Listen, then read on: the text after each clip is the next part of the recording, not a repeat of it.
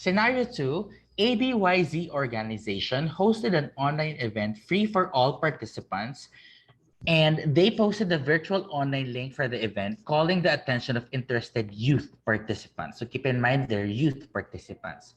As the event commenced, unwanted trolls, harassers, joined the event and started to say racist and sexist remarks against the participants and the host of the event by chatting the main stage and personally messaging the participants. So it was a traumatic experience, and the event had to be trimmed and ended earlier because of the commotion. So we have two questions for this scenario. How can we prevent situations like this? And of course, what can the organizers do to support the affected participants and facilitators of the said event? So once again, this is our scenario number 2, where unwanted trolls entered a workshop and said racist and sexist remarks against the participants and hosts of the event. So because of this scenario, they had to trim down the workshop and end it earlier because people were traumatized about the situation. So what do you think we should do? How can we prevent situations like these from happening?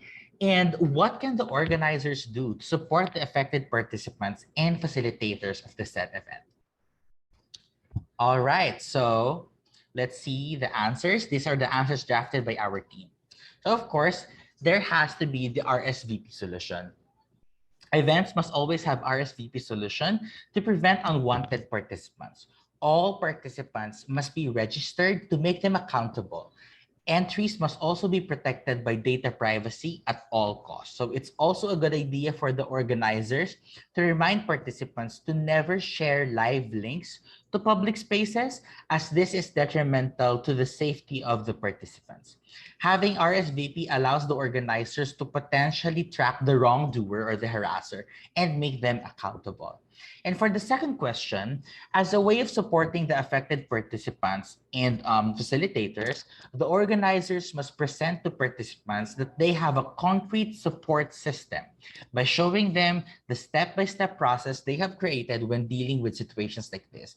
So we must always make sure that we know the step-by-step process on how we support people who have been victimized by situations like this. So here for the movers community rule, after giving out these 3 suggestions, I'll be handing it back to my co-facilitators, and they will be explaining to you who to reach out to and how to reach out to in terms or in examples or in the event that these unfortunate examples may happen for you inside the workshop. But rest assured that whatever happens inside the movers program, we have a concrete support system that will help you go through these and make sure that you are not alone in this situation.